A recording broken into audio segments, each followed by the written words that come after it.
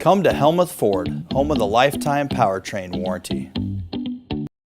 Hi, this is Stacy from Shuttler Insurance Services. Come see me on the east side of the square in Sigourney for all your insurance needs.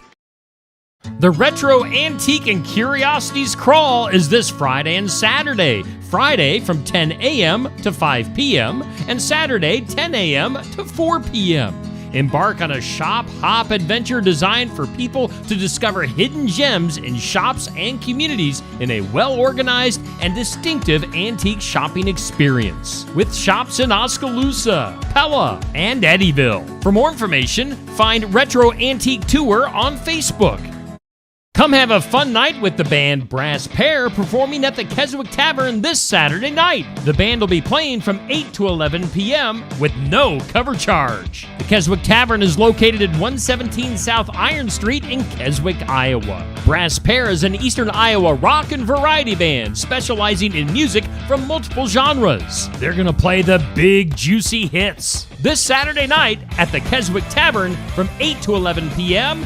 No cover charge. Welcome to this edition of Morgan Asked For Podcast.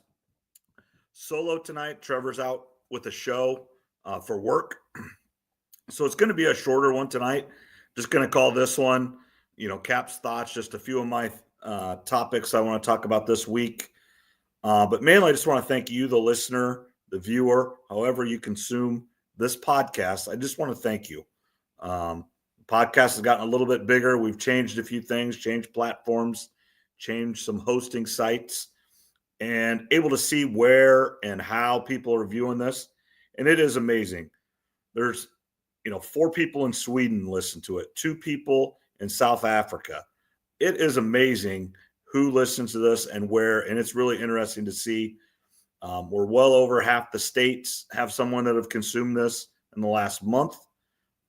Thank you. Thank you all. And the one thing we ask that you can help us, subscribe on your favorite platform, like it, rate it, review it, and then most important, tell a friend that you think might like the show and have them tune in, and then they can do the same. And the more word of mouth and the more people consume it, then it gets rated higher on each platform, and then more people can get it.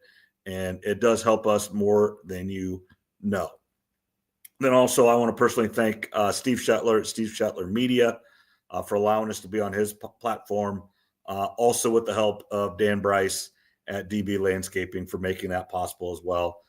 We thank those two so much for helping us out as well. That's always another way people can consume us. I believe it's Thursday night about 7 o'clock. He plays about 15 minutes or so of each podcast. So that is our thank yous. And I know Trev feels the same way. It is interesting. I'll text him something. Hey, somebody listened to us in, Hawaii or the Philippines or Japan, whatever it may be. And it's kind of neat to tell him, or, 37 people listen to us in the state of New York. I don't know one person that lives in New York. I'll be honest. I have no idea. So that's great to see. And we do thank everybody. Now kind of a couple of the headlines, and it's going to be 2 topics today that I'm going to talk about that we don't talk about here on the Morgan You Asked For podcast. They're interesting to me, but it's not the NBA, and that's going to be number 1. We don't talk about it very much, and it's really because the regular season sucks. Not going to sugarcoat it. The playoffs are really awesome, and everybody tries really hard. Load management, I understand it. I get it. I do know why it's happening. But it is really hard for me to turn on a game or to ever want to go pay to watch a team play when you have no idea if that player is going to play or not that you want to watch. And it's not because they get hurt. That does happen. And if I'm sitting there November 10th and I say, hey, the Golden State Warriors are playing in Chicago March 10th, and I want to go. So I'm going to buy tickets. If I'm watching Golden State, I'm taking Tyler or somebody, and they want to watch Steph Curry, and on February 10th, Steph Curry blows out his knees, out for the season, that's bad luck. That's okay. It happens. But on that night, he played the night before, and he plays the next night, but he sits that night out because it's his second day of a back-to-back or whatever. That's hard for me to justify ever buying a ticket to the NBA. And I believe the ratings this year for regular season were down a lot. Now, they have jumped back up in the playoffs because playoff basketball is fun. And that's what I'm going to get to, which former Cyclone Tyrese Halliburton is on fire right now. And he's in the news for a lot of different reasons, some good, some not so good. But we're going to talk about all of that here in the next few minutes. But Indiana, the lower seed, up 2-0 on the number 1 seed Cleveland. Won both games on the road. The New York Knicks tonight beat the Celtics. They are up 2-0 on the Boston Celtics. Both games were in Boston. And I believe in the West Coast, the top seeds both lost as well. Their first game. They haven't played their game twos yet. I think one of them actually might be going on right now, but it is not over. And it's just showing that the regular season, now these series are a long series. There's still a long ways to go. It could flip. But the regular season is just all about getting into the playoffs. Once you get there, then you turn it on, and yes, your seeding helps, but it doesn't mean everything. You just got to get in, and that's what teams just try to do. And we're seeing it play out that sometimes the better, quote unquote, better team, top seeded team, may not be as good as a lower seeded team. Now I want to get back to the Indiana Pacers and Tyrese Halliburton. In the last week, Halliburton has hit essentially game-winning shots to end the series against Milwaukee. And then last night, 4 points in the last, I think he had 7 or 8 points in the last 47 seconds, but 4 points in the last, 5 seconds, missed a free throw, got his own rebound, and then hit the step back three with 1.3 seconds left. And then they had a heave and they didn't make it. This all coming after a while ago, a few weeks ago, coming out as the most overrated player in the NBA, according to anonymous players in the NBA. So his colleagues voted him the most overrated player. Well, he is shutting them up game after game. Interesting stat today that I heard. In the last 2 minutes of a game, to tie or take the lead, Tyrese Halliburton is 10 for 11 on the year. That's insane.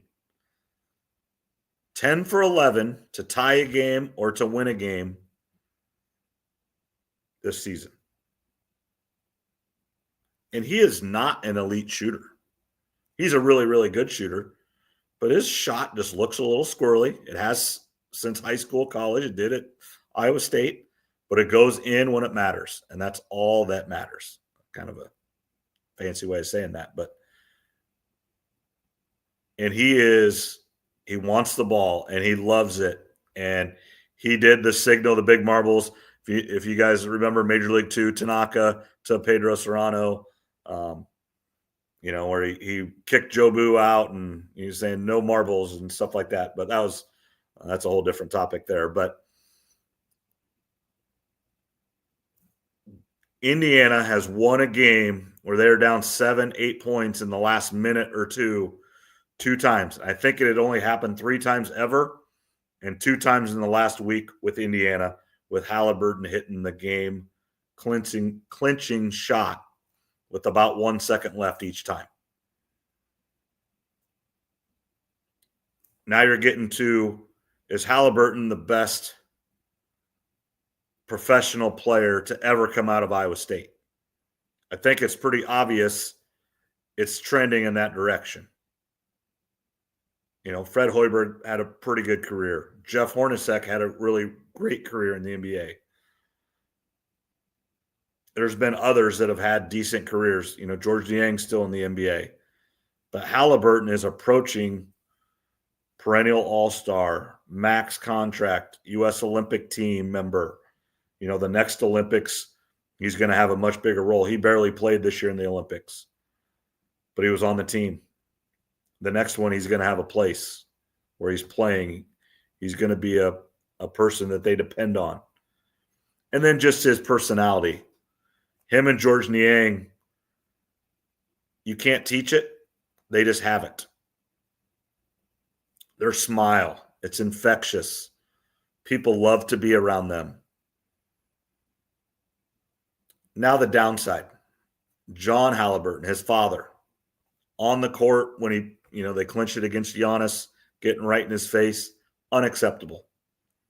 John Halliburton is a great fan, great dad, loves his son. He let the emotions get the best of him. And now he cannot attend his son's game. I would like to know the last time John Halliburton did not attend one of his son's games. Because when he was at Iowa State, him and his wife attended every Iowa State game, home and road. They lived, right across the border, not very far from Iowa, but in Wisconsin. So it wasn't just a 1-hour drive to Ames on a Tuesday night in the middle of winter, or it was to play at Texas or wherever they were playing. Even after he got hurt his second year at Iowa State when he broke his wrist. And the Iowa State basketball team was awful, not good at all. They went to every game. His son wasn't even playing, and they went. And that you will not find someone from Iowa State say a bad word about him. Now, I think they all agree that he can't run on the court and get in Giannis's face or get in anybody's face, let alone Giannis. That's crazy, though. I would not want to go face-to-face with Giannis, 7-footer, cut, just a perfect male specimen about. He could kill me if he wanted to. And they could John as well.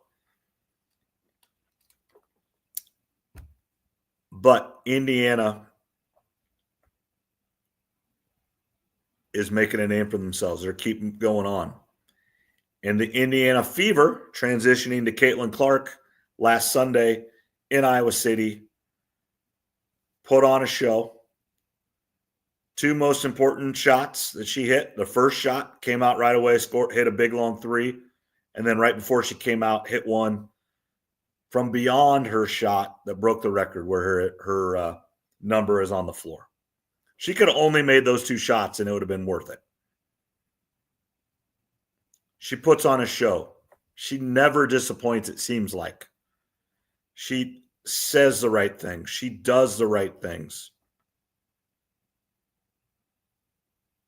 She's almost too perfect.